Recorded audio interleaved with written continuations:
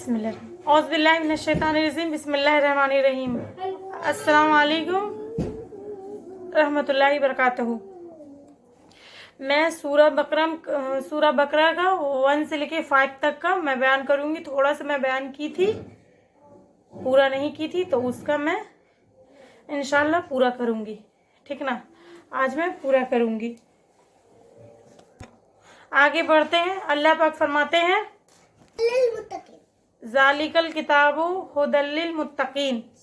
अल्लाह पाक फरमाते हैं मतलब इस किताब में कोई शक नहीं है, इसकी नसीहतें, इसमें जो निशानियां जो बताई गई है, इसमें जो आने वाली बातें, होने वाली बातें, जो कौमों के बातें जो गुजर चुकी, सब का सब सच है, सब का सब अल्लाह की तरफ से है, सब पे हक है। इसमें कोई शक शुबा की नहीं, कोई गलत बात नहीं है। तो इस किताब में कोई शक नहीं है, या इस किताब के अल्लाह की तरफ से होने की कोई शक नहीं है। दोनों ही तफसीर, दोनों माने मतलब दुरुस्त है। इसमें कोई शक नहीं है कि अल्लाह की तरफ से नहीं है, इसमें भी कोई शक नहीं है कि जो कुरान में जो है कोई कमी बेशी, कोई गलत बात, कोई चूक, कोई मिस्टेक नहीं है। ठीक ना, दोनों ही बातें अपनी जगह मतलब दुरुस्त है। ये किताब अल्लाह की तरफ से कोई शक नहीं है, इस किताब में कोई शक नहीं है। हिदायत उन लोगों के लिए जो अल्लाह का डर रख के इसको पढ़ते हैं, तकवा रख के जो पढ़ते हैं, उनके लिए इस किताब में हिदायत है। अब आइए थोड़ा सा इस बात को, क्योंकि हम लोग कुरान को तो डेली मतलब पढ़ते हैं, इसको अल्लाह का कलाम मानते हैं, तो ये मसला हमारे साथ क्योंकि शक में नहीं है, लेकिन इस बात को थोड़ा सा एक अलग अंदाज से थोड़ा देखने की कोशिश करते हैं। ठीक ना, कि एक किताब शुरू हो रही है, ठीक ना, शुरू में कुछ लिखा नहीं है कि किताब सही है या गलत नहीं है। ठीक, एक किताब पूरी पढ़ ली, बीच में कहीं लिखा हुआ नहीं किसके लिए आई, क्यों आई, क्या लिखा हुआ सही गलत। एक किताब खत्म हो गया, आखिरी तक पता नहीं चलो, किताब ने खुद नहीं कहा क्या सही है ये क्या गलत है, ये पूरा ये क्या कुछ नहीं है, और ये किताब खत्म हो, ये किसके लिए, तो आप कितने परेशान हो जाएंगे ना। कुछ तो बता देता है इसका कि किताब किसके लिए है, ये किसकी किताब कैसी है, यह किताब को जांच पड़ताल मतलब हुई है या नहीं हुई है। तो ये एक ही चीज़। ठीक ना, एक थोड़ा सा और मिसाल दे देते हैं। अगला अलग किताब को ले लीजिए, यहूद नसारा का ले लीजिए। इनकी किताब बाइबल जो है, या उसमें जो बाइबल में जो अलग अलग हिस्से हैं, तो इसके ताल्लुक से ये आज ईसा अलैहिस्सलाम को दुनिया से उठाए जाने के बाद कितने साल हो चुके हैं, 2015 साल हो चुके हैं। ये जो हम लोग इंग्लिश गिनते हैं ना, उनके बाद से शुरू होता है ये इंग्लिश का 2015 का, मतलब हम लोग जो इंग्लिश तारीख गिनते हैं, हिजरे तारीख जो हिजरे मतलब अल्लाह के नबी सल्लल्लाहु अलैहि वसल्लम जो हिजरत करके गए। ठीक ना, तो 2015 साल हो गए ईसा अलैहिस्सलाम को दुनिया को उठाने के बाद। उनके मतलब सूली देके, उनके नौज़बिल्ला, उनके मुताबिक मतलब बाइबल के मुताबिक मैं बता रही हूँ आपको, ये समझिए। फिर उनको भेजेगा, ये मतलब उनके किताब में कह रहा 2015 साल। आज 2015 सालों में ईसाईयत हर 25 साल में 50 साल में अपने आप को उसको चेंज करती है, और उसको बाइबल कहती है, या तो मजमून जोड़ देती है, न्यू ऐड कर देती है, या कुछ चीज़ें निकाल देती है।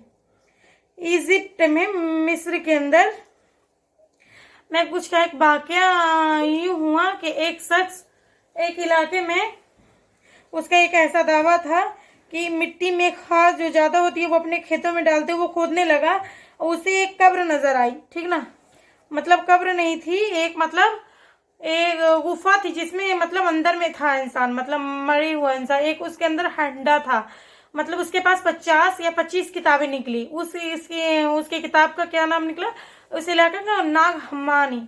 ठीक ना, 50 किताब निकलने के बाद डिस्कवरी को, जो उस चीज़ ने, नई चीज़ ने ईजाद किया, जो तजुर्बा हुआ, उसे एक चीज़ जो मिली, उसको नाम दिया गया लाइब्रेरी नाग हम्मादी। ठीक ना, क्योंकि वहाँ 50 किताबें नहीं मिली थी। किसी ज़माने में 50 किताब मिलना, वो खुद ही मतलब सब चमड़े से बने थे। किताब मतलब किताब खाना बना हुआ था, लकड़ी से पेपर बनता था, बहुत महंगा था। वो कितनी किताबें निकली, 25 से 50 किताबें निकली। वो किताबों में से अक्सर किताबें वो थी, एक ईसाई था आदमी, एक ईसाई था, राहिब था, और अपने दीन को बचाने के लिए, क्योंकि उस जमाने में चर्च थे, ऐलान किया था कि ये किताब सारी बाइबल का हिस्सा नहीं है, वो किताबों को लेकर भाग गया। और जब मर गया, जो उसने मेरी मेरी तरफ ला के रख दो, वो कफूर वो कब्र में मतलब चला गया। ईसा अलैहिस्सलाम के 300 साल बाद इंतकाल कर गया, ठीक ना, मतलब 1700 साल पहले जिंदा था। 1700 साल पहले वो किताब लेके अंदर मतलब चला गया, वो अंदर दफना गया, ठीक ना। 1700 साल पहले कैसे, मतलब कैसे पता चला? वो किताब में से टेस्ट किया गया, किताब में से लेके कार्बन डेटिंग ने ये बताया कि 1700 साल पहले ये आदमी मारा था। और उसके अंदर कुछ किताबें ऐसी निकली जिनको आज तर्जुमा किया गया, जो लातीनी जबान में है। इसके साथ साथ इगरी के कदीम जमानों में लिखी हुई थी। उन्होंने पूरा फलसफा, पूरा अकीदा आज की मौजूदा बाइबल के मुताबिक बताया। 500 साल पहले की नुस्खों से ली गई थी बाइबल, उससे भी 200 साल पुराने हैं, ठीक ना। वो जो नुस्खे जो आज की बाइबल चलती है 500 साल पहले की वो लेके चलता है, ठीक ना। वो ईसा अलैहिस्सलाम के बाद की 300 साल बाद की इस मौजूदा बाइबल से लेके उसमें मतलब मिलाते हैं, कभी निकालते हैं, कभी उसमें रखते हैं, ठीक ना। उसी किताब से लेके उसमें डालता है, और हर 50 साल बाद या 25 साल बाद उसको बदलता है। वो लोग यहूद लोग, नसारा लोग।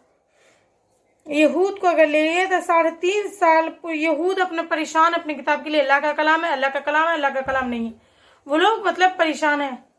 तो लिखिए सुभान अल्लाह, इस कुरान की कितनी बड़ी ये है कि ए कारी, ए लीगल कुरान की जो किताब पढ़ रहा है, रब हमारा उस किताब के दूसरे ही आयत में वो पूरे कुरान की इब्तिदा से लेकर 9वीं आयत में सूरह फातिहा की अलिफ लाम मीम, ये जो 9वीं आयत है, मतलब 9 आयत है, ये जो कुरान पढ़ जिस पे ईमान लाता, ज़ालिकल किताबु ला रैब फी, इस किताब अल्लाह की तरफ से कोई ये नहीं है, ये बेशक है, हुदल लिल मुत्तकीन, ठीक ना। उसका किताब कलाम शुरू हो रहा, मतलब पूरा आइडेंटिटी देके आप जो पढ़ रहे हैं, ये तुम्हारा आपका मतलब जरूरत है, ये आप पढ़िएगा, पढ़ते जाइए और अमल करते जाइए, क्योंकि इस किताब में यहूद और नसारा के जैसे और दीगर किसी और चीज़ के जो हक नहीं है।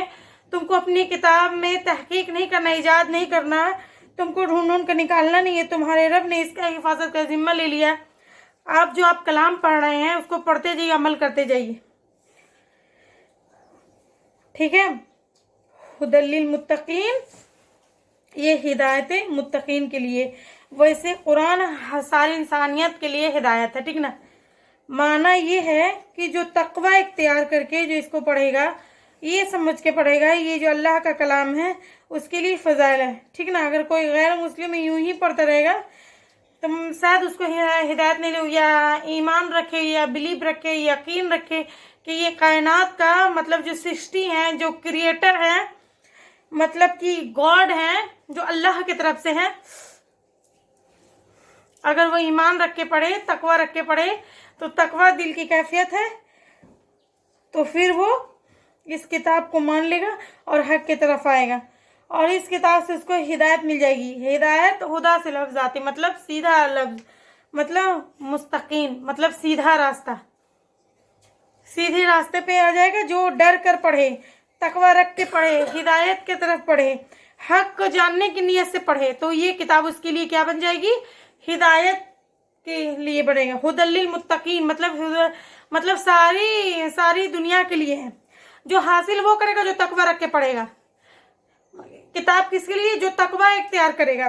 फायदा कौन उठाएगा? जो तकवा इख्तियार करेगा। अब तकवा क्या चीज़ है? तकवा एक दिल की कैफियत है। अल्लाह के नबी सल्लल्लाहु अलैहि वसल्लम ने फरमाया, अत्तक़वा हाहुना, अत्तक़वा हाहुना, मतलब तकवा दिल में है, ठीक ना। तकवा यहाँ, तकवा दिल में है, तकवा दिल में, ठीक ना। हम लोग जान नहीं सकते कितना है, क्योंकि अल्लाह जानता है कि किसका तकवा कितना। हम ज़ाहिरी आमाल देखते हैं, ठीक ना। मेरी बात समझ में आ रही? मैं क्या समझा रही हूँ? तकवा दिल से होता है, उसके लिए हिदायत क्या चीज़ है? जिसे हासिल करना होता है, कोशिश करना होता है, जिसके कुर्बानियाँ देना होता है। हिदायत को ऐसी चीज़ नहीं है कि कोई आपको पार्सल आएगा या आपको प्लेट परोस के दे दिया जाएगा, या सुबह शाम में तकिया के नीचे लेके सो जाए वो आपको हासिल हो जाएगी, या 3 टाइम दवा की तरह खा लीजिए आप हिदायत याफ्ता हो जाइएगा। हिदायत वैसी चीज़ नहीं है। हिदायत वो कोशिश है, वो लगन है। जिस लगन और कोशिश से इंसान हक की तलाश में निकलता है, उसका रब उसकी रहनुमाई करता है और उसे दीन और इस्लाम तक पहुंचा देता है।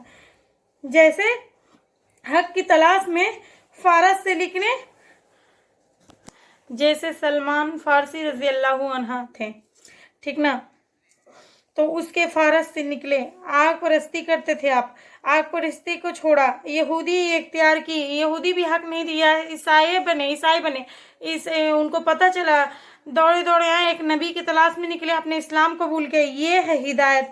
इस हिदायत ऐसे हासिल होती है। हिदायत के लिए कोशिश करना पड़ता है, हिदायत के लिए अपने लगन और तड़प रखना पड़ता है, हक की तरफ बढ़ना पड़ता है, क्योंकि किसी को घर बैठे आग बंद करके आराम करके हिदायत नहीं मिलती है, ठीक नहीं, ये मुमकिन नहीं है।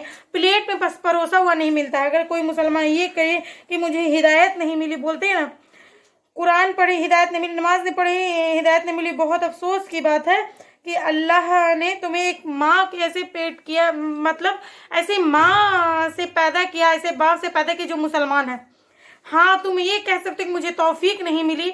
अब हिदायत का आप उन लोगों को अंदाज़ा लगाएं जो आज भी मुसलमान हैं, जिनकी वालिदैन मुसलमान नहीं है, वालिद मुसलमान नहीं है, लेकिन कितनी मुसीबत और कितनी मुसीबत झेलते हैं जिसका मैं और आप अंदाज़ा नहीं लगाते। क्योंकि हम लोग अल्लाह का शुक्र अदा करें, क्योंकि वे पैदाशी मुसलमान बनाते हैं और हम कहते हैं हमें हिदायत नहीं मिली।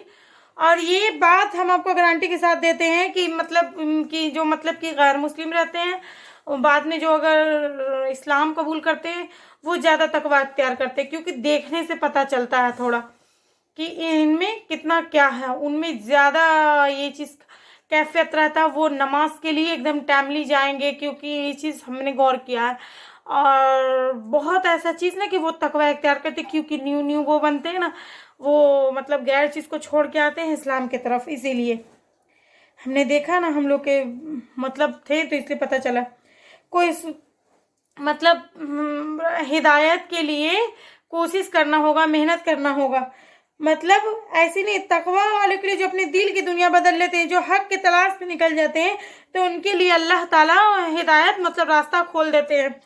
असहाबे कहफ को देखिए, वो चाहते थे कि हिदायत मिले, उस पर कायम रहे, कई कुर्बानी देनी पड़ी, कितने 100 साल तक वो सो गए, तब अल्लाह रब्बुल इज़्ज़त ने उनको कामयाबी दी। उनके वाक़या कुरान में नकल कर दिया। हिदायत के लिए इंसान को मेहनत करना पड़ेगा, तब इंसान को हिदायत मिलेगा। ऐसे नहीं है कि हमको कहीं भी कहीं पर भी मिल जाएगा, उसके लिए कोशिश करना पड़ेगा। मतलब एक समझ लीजिए ना, आप अल्लाह से ये दुआ करिए कि या अल्लाह हमको नेक राह पे चलाइए, नेक जिसे तू पसंद करता है, ये दुआ तो करिए। और दुआ करिए, देखिएगा ऐसा लगेगा ना कि बादल है और वो मतलब छटते जा रहा, वो धुआं हटते जा रहा। हम बहुत ऐसा कि हमको बहुत ऐसा चीज़ हमको मिल रहा है, एजुकेशन मतलब हमको बहुत चीज़ कुरान और हदीस के ज़रिए मिल रहा है। देखिएगा, गौर करिएगा। तो हुदा हिदायत करते हैं, ठीक कहते हैं, ठीक ना। कुरान है वो किताब जो किस तरफ बुलाती है, सीधे रास्ते की तरफ बुलाती है। और अल्लाह के नबी सल्लल्लाहु अलैहि वसल्लम इस बात को एक रिवायत के अंदर बताए हैं, हदीस में। कुरान है, याद रखिए, हिदायत का मतलब, ठीक ना। तो कभी हिदायत नहीं कहीं कि आप नहीं पढ़िएगा तो गुमराही की तरफ जाइएगा। बहुत सारे लोग अल्लाह की किताब को छोड़ के हिदायत की तलाश करते हैं, इसके लिए मैं कह रही हूँ हिदायत सिर्फ कुरान में है। आप अल्लाह के नबी सिर्फ फरमाते सीधा रास्ता है, मतलब उसमें कोई टेढ़ापन नहीं है, एक सीधा रास्ता है, ठीक ना। उस रास्ते के सामने एक दरवाज़ा है, रोड के एक एंड में एक दरवाज़ा, उस रास्ते के दोनों जानिब और भी दरवाज़ा है, उन दरवाजे पे पर्दे लगे हुए हैं, ठीक ना। उन दरवाजे पे पर्दे लगे हुए हैं। एक आदमी यहाँ से चलता है, ठीक है, चलता है, और दरवाजे के बीच से एक आदमी आवाज़ देता है, ऐ शख्स मेरी तरफ आ, ऐ शख्स मेरी तरफ आ। और वो जब वो रास्ता पे चलता है, उस आदमी के बुलाने पे वो सीधे रास्ते पे पर्दे की तरफ जो पर्दे की तरफ चलता है, ये दोनों तरफ रास्ते के वो पर्दे लगे हुए हैं। जब वो पर्दे को हटाने की कोशिश करता है तो ऊपर एक शख्स खड़ा है, ऐ शख्स कहता है इस पर्दे को मत हटाना वरना तो इससे गुजर जाएगा। फिर अल्लाह के नबी फरमाते हैं वो जो सीधा रास्ता है सिरातुल मुस्तकीम पर, तो वो जो रास्ते के जो दो तरफ दीवारें वो हराम करते, वो जो दरवाजे हैं वो हराम करने का रास्ता है, उसने हराम को बता दिया, उसमें पर्दा डाल दिए, ठीक ना। वो जो शख्स, वो बीच से जो शख्स आवाज देता लोगों मेरी तरफ है, वो कुरान है जो सिरातल मुस्तकीम पे मतलब हिदायत की तरफ बुलाता है। कुरान के बगैर बगैर कोई हिदायत पे कायम नहीं रहता। और वो शख्स जो ऊपर खड़ा है, जो आगे पर्दा हटाने की कोशिश करता है, ऐसा पर्दा मत हटाना वरना तू उससे गुजर जाएगा। एक मोमिन का सच्चा दिल है, जो वो हराम की तरफ जाता है तो उसको लॉक। बहुत सारे लोग मतलब अल्लाह की किताब छोड़ के मतलब छोड़ के किसी और की तरफ जा रहे हैं। एक सीधा रास्ता है, सिरातल मुस्तकीम एकदम सीधा है, मतलब टेढ़ापन नहीं है, एक सीधा रास्ता है, ठीक ना। उस रास्ते के सामने एक दरवाजा है, रोड के एक एंड में एक दरवाजा है, उस रास्ते के दोनों जानिब और एक दरवाजा है।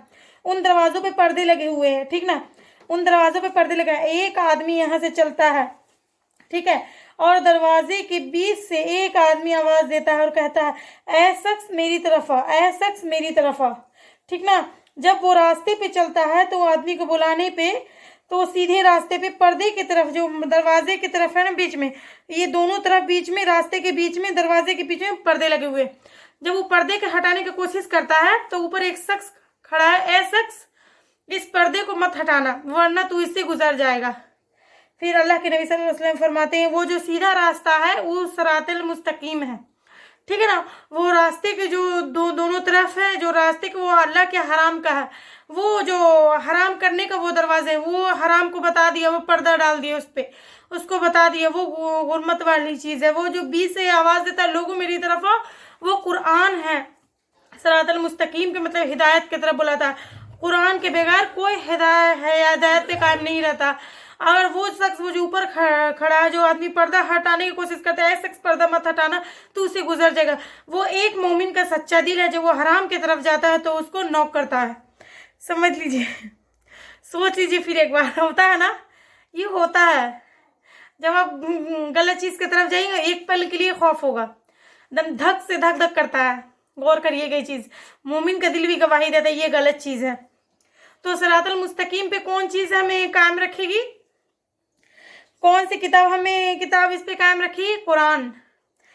कुरान के अलावा अगर कोई ढूंढने जाइएगा हिदायत और सही रास्ता, जिसे बहुत सारे लोग ढूंढ रहे हैं, अल्लाह की किताब, मतलब मामला दूर, उसको हाथ भी नहीं लगाते, वो बहुत बड़ी किताब है ना, उसको छोड़ दो, ऐसे लोग करते हैं और पता नहीं कहाँ कहाँ हिदायत ढूंढने के लिए चल जाते हैं।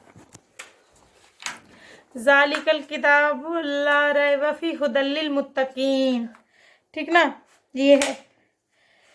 तो तकवा इख्तियार बदल लेते हैं, उसके बाद हक की तलाश में चलते हैं। उनका रब इस किताब के जरिए उन्हें हक तक पहुंचा देते हैं, ठीक है। इस किताब में कोई शक नहीं है, इसका माना एक और है, उसका एक माना और क्या मालूम है आपको, मिसाल मैं देती हूँ। मिसाल ये है कि गवर्नमेंट ने ऐलान कर दिया कि सबको मतलब बाइक चलाते हुए हेलमेट पहनना पड़ेगी। आपने गवर्नमेंट का ये हुक्म एक चेक कर लिया नहीं, जब ये तस्दीक हो गई कि ये कानून गवर्नमेंट पास कर दिया तो क्या करना पड़ता, तब क्या करिएगा बोलिए।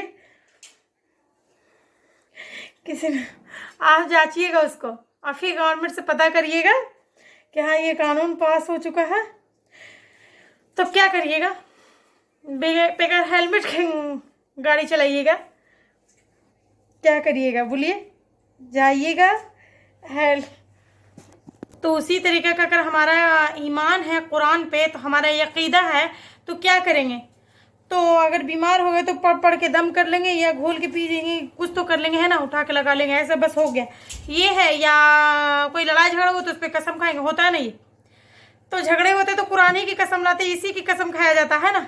बीमार होते तो इसी को दम किया जाता है, कोर्ट में इसी की कसम खाते। इसके अलावा ज़िंदगी में तिजारत, लेन देन, शादी ब्याह, मामलात, आदाब, अखलाक, अहकामात, मतलब ये सब हमारी मनमानी थे। बाकी ही टाइम कुरान को ला रहे हैं, है ना, जैसे उसका मुकाम हम लोग दे रहे हैं, है ना।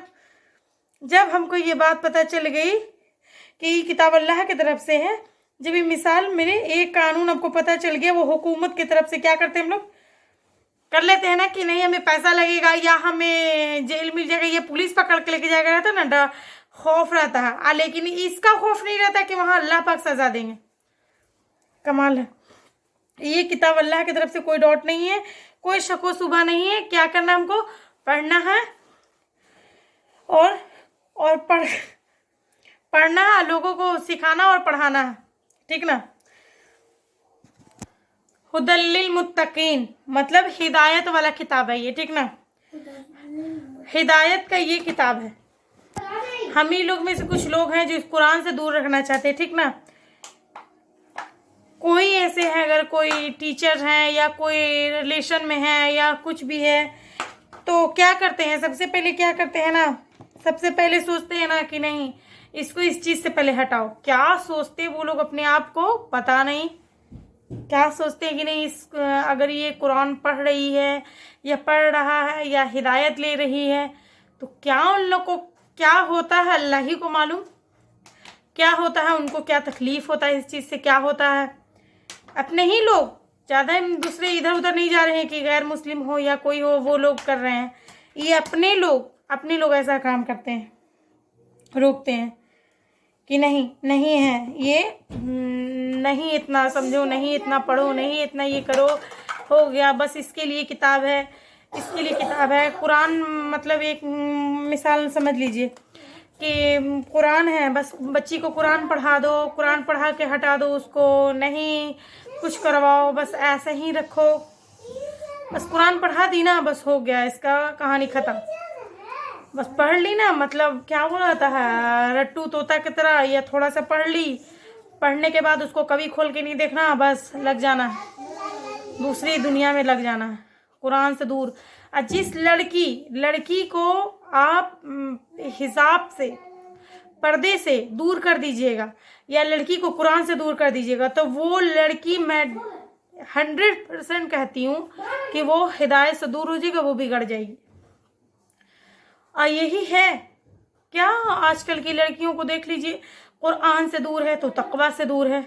अब जब उसको कोई चीज़ का पता ही नहीं है तो उसके अंदर गलतफहमी है तो फिर जुल्म भी आ जाता है। गलतफहमी के बाद उसके धीरे धीरे मतलब गुनाह पहले एक इंसान करता है और करते करते करते वो ज़्यादा फिर करने लगता है, फिर वो बढ़ जाता है वो गुनाह।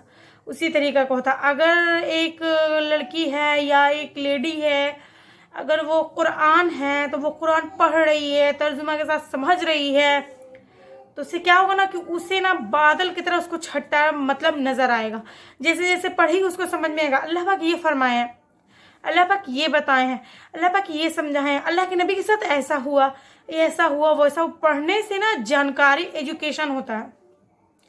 लेकिन बहुत आदमी को रास नहीं आता है कि नहीं, बस कुरान बच्चे जो 2 साल 3 साल तक पढ़ती है वो पढ़े और उसके बाद ख़त्म, पढ़ ली उसके बाद ख़त्म।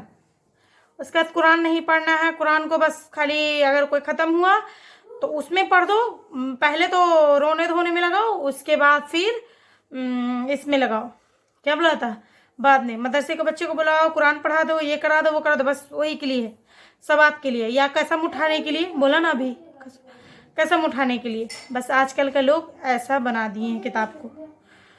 और किताब अल्लाह पाक समझने के लिए भेजी ना, हिदायत के लिए भेजी ना, लेकिन किसी को ये चीज़ समझ नहीं आता। बस अल्लाह से ये दुआ कि हिदायत, अल्लाह पाक समझदारी दें इस चीज़ को। जिस चीज़ को जो ये चीज़ समझ गया तो समझिए उसका ज़िंदगी सवर गया, जो ये चीज़ नहीं समझा उसका ज़िंदगी नहीं सवरा। तो मतलब कि आपकी अक्ल ये बता रही है कि नौज़ बिल्लाह कुरान पढ़ के नहीं समझ सकते तो अल्लाह पे इल्ज़ाम लगा रहे हैं। अल्लाह एक ऐसी किताब है जो हम समझ ही नहीं सकते, तो ये सवाल दी क्यों? सवाल ये है कि दी क्यों? नौज़ बिल्लाह हम जिसको समझ नहीं सकते।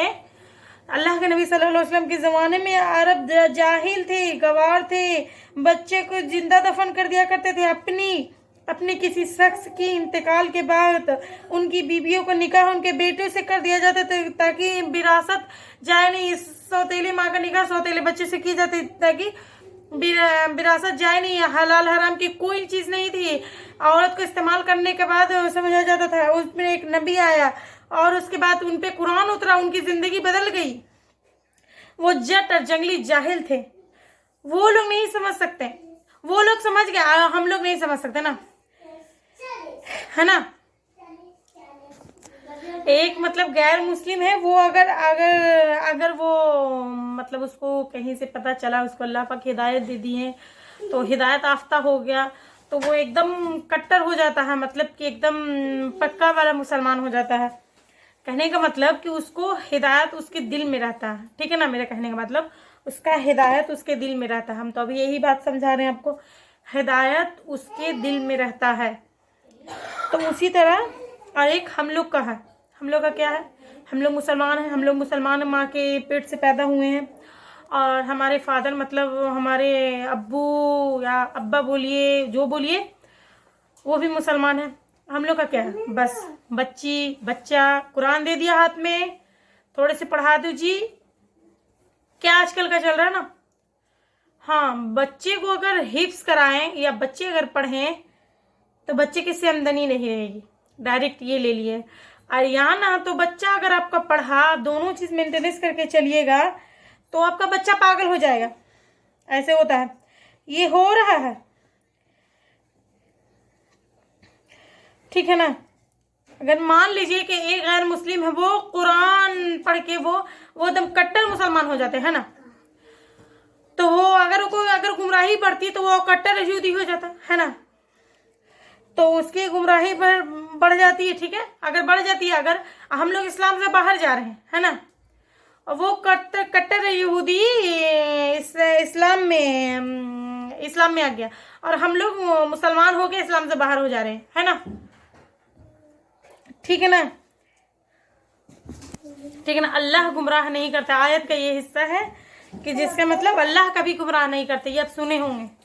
हम लोग को सख्त जरूरत है अल्लाह की किताब से वो ताल्लुक जोड़ने की जो हक है, बिना किसी के सर और बहकाए में आए के आप अल्लाह के कलाम को पढ़िए, इसलिए कि अल्लाह का कलाम बुराइयों की, बदअकीदियों की, मतलब कुफ्र की, निफाक की, और वो हर किस्म की दुनिया फितने और फसाद से खोल खोल के वो रख देता है। कुरान एकदम क्लियर हो जाता है। और कुछ लोग अपने मतलब नाक को छोड़ना नहीं चाहते, उनके मतलब चौधराहट, मतलब उनका नाक है ना, ये नहीं होना चाहिए। क्या हो ना, अभी हम आपको एक बात बता रहे हैं। हमारे यहाँ मतलब गेस्ट हैं आए, तो क्या हुआ ना, हमसे सवाल पूछा गया कि बहुत तुम ये करती हो, वो करती हो, मतलब कुरान पढ़ती हो, समझती हो, ये करती हो, बहुत तुमको दिखते कितना जानकारी है। तो हम बोला कि ठीक है पूछिए। तो हमसे सवाल पूछा गया कि फर्स्ट नबी कौन है और आखिरी नबी कौन है। तो हमने बोल दिया कि फर्स्ट नबी आदम अलैहिस्सलाम है और आखिरी नबी अल्लाह के नबी सल्लल्लाहु अलैहि वसल्लम। अब वो बहस लड़ाने लगे कि फर्स्ट नबी अल्लाह के नबी सल्लल्लाहु अलैहि वसल्लम है, लास्ट नबी भी अल्लाह के नबी सल्लल्लाहु अलैहि वसल्लम है। तो हम बोले कि मैं झूठ बोल रही हूँ, तो हाँ तुम झूठ बोल रही हो। हम बोले कि हम कुरान से पढ़ा, तो मतलब कि मेरा मतलब मैं झूठ, तुम कुरान को भी अब झूठा कर रहे हैं।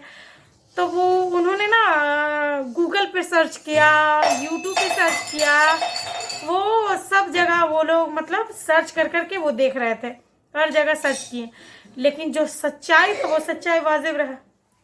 अब मतलब कि सोचे कि मतलब वो कैसू करके इनका मतलब नाक नीचे कर दें या जलील करें, जलील करने के लिए से लोग किए। लेकिन अल्लाह की शान, जो सच्चाई था वो वाजे हो गया।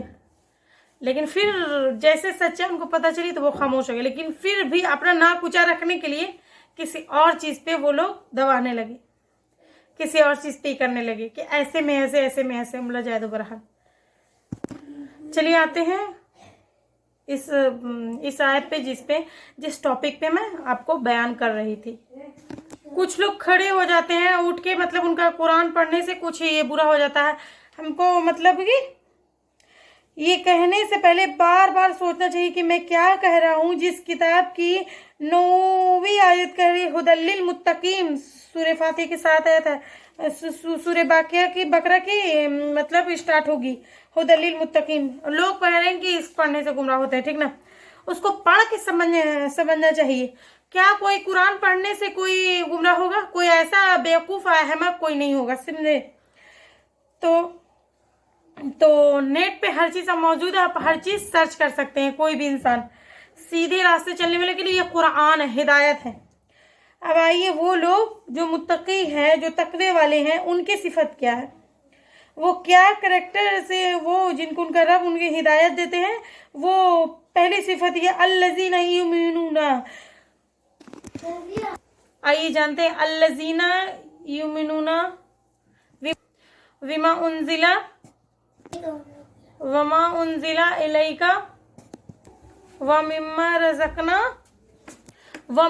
रज़क़नाहुम युनफ़िकून।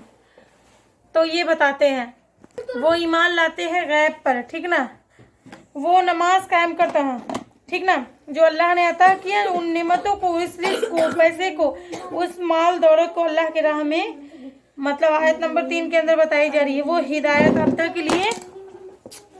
इसलिए कुरान का एक उसूल है, जब बात करता है जन्नत की वो सिफत बताया जाता है, जब बात करता है एक मोमिन जब बात करता है तो सारा चीज क्लियर कर देता है, ठीक ना। तो जन्नत का भी तस्करा कर देता है, तो जहन्नुम का भी बात करता है, जब कुफ्र की बात करता है तो ईमान का भी तस्करा कर देता है। तो यहाँ जब हिदायत का मुत्तकीन, मतलब मुत्तकीन कौन होते हैं, कौन से उनमें एक कैरेक्टर होते हैं, जो खसलतें होती है, जो पहली खसलत है अल्लज़ीना युमिनूना, मतलब ईमान लाते हैं गैब पे, विल गैब मतलब ईमान से कुछ ज्यादा, ईमान तो खास छह चीजों पर होते हैं, तो ठीक ना।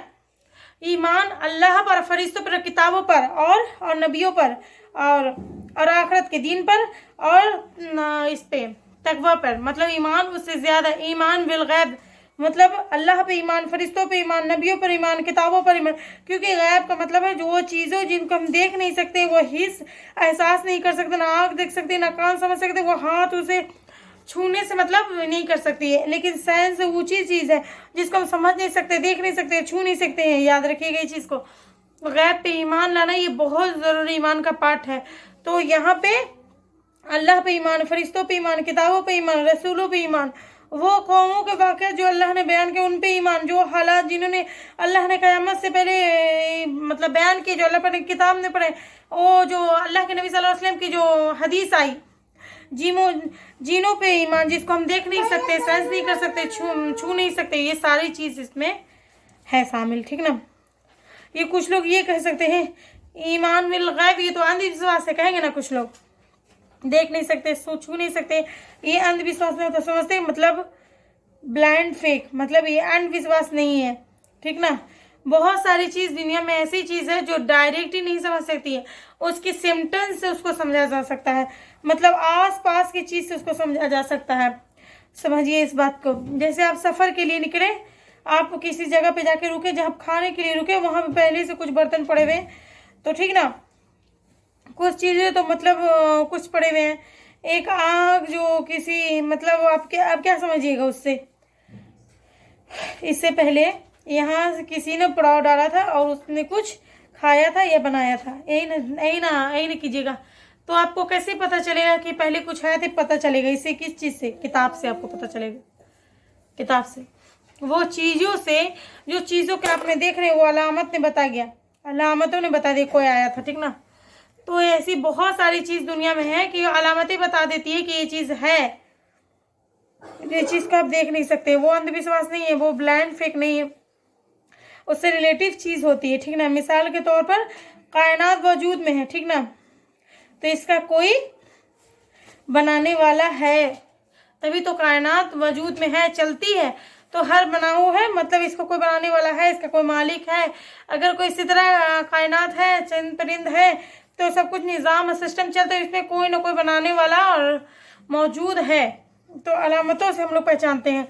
ईमान बिल गैब मतलब इसमें से बहुत सारी चीज़ों को देख नहीं सकते, छू नहीं सकते, लेकिन उन चीज़ों का अलामत बताती है कि वो चीज़ बैकग्राउंड में चल रही है। जैसे दुनिया में मैं कोई चीज़ को नहीं देखूंगा तो मतलब मानूंगा नहीं, कहेगा ना कि मैं बिलीव नहीं करता हूँ। दुनिया हर चीज़ का मतलब कि मेरा मामला ऐसा है, ठीक ना।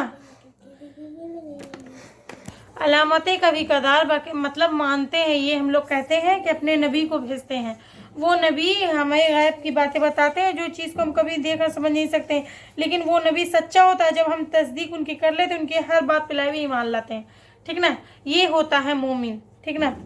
ईमान बिल गैब मतलब एक ऐसा अकीदा है, मतलब उनके अलामतें बताती वो चीज़ें हैं। दुनिया में हर चीज़ को देखे बगैर, छुए बगैर ऐसा कोई आदमी नहीं मिला कि हर चीज़ तो है, छुए तो मतलब नहीं मानते हो, बताइए।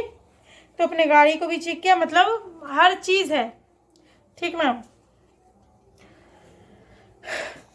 गैब पे ईमान लाते हैं और नमाज कायम करते हैं, ठीक ना। मतलब नमाज कायम करते हैं, नेक लोगों की पहचान है ये, ठीक ना। बाजमात पढ़ते हैं, सुन्नत के मुताबिक पढ़ते हैं, ठीक है। ये सब चीज़ें मतलब मिली हुई है, जैसे सुन्नत में मिली हुई है, ठीक ना। जैसे नमाज कायम करना, नमाज पढ़ना एक अलग चीज़ है, कायम करना शुरुआत से ख़ात्मे तक पढ़ना है, ठीक ना। जो वक्त बताया गया उन वक्त पे पढ़ जाते हैं, ये सब चीज़ आती है इसमें, ठीक ना। मोमिन की सिफत है, ईमान लाने के बाद नमाज कायम करता है, वो नमाज को कायम करना है, ठीक ना। अब कितने लोग हम में से है ना कि नमाज कायम करते हैं, बताइए, नहीं ना।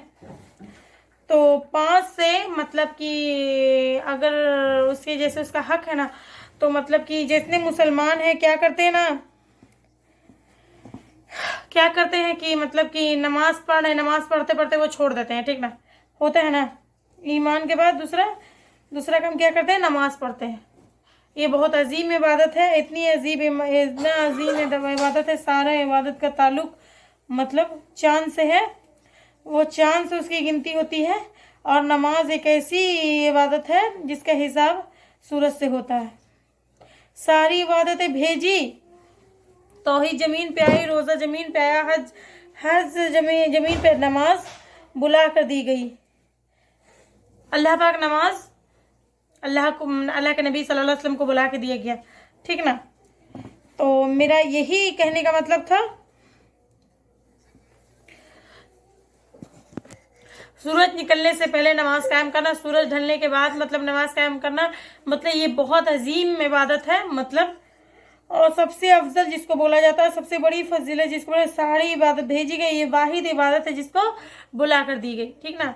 सूरज उगने से पहले, सूरज ढलने से पहले सब चीज़ का अल्लाह का पूरा बता दिए, 5 टाइम का, ठीक ना। इसकी अहमियत, फजीलत इसका पता चलता है। तो नमाज हमको कायम करना चाहिए, और अल्लाह ने जो रिस्क दिया उसमें से खर्चा करना। कौन कौन खर्च करते हैं, मोमिन, ईमान वाले, तकवे वाले लोग जो हिदायत में हैं, और अपने रिस्क में से वो खर्च करते हैं, ठीक ना।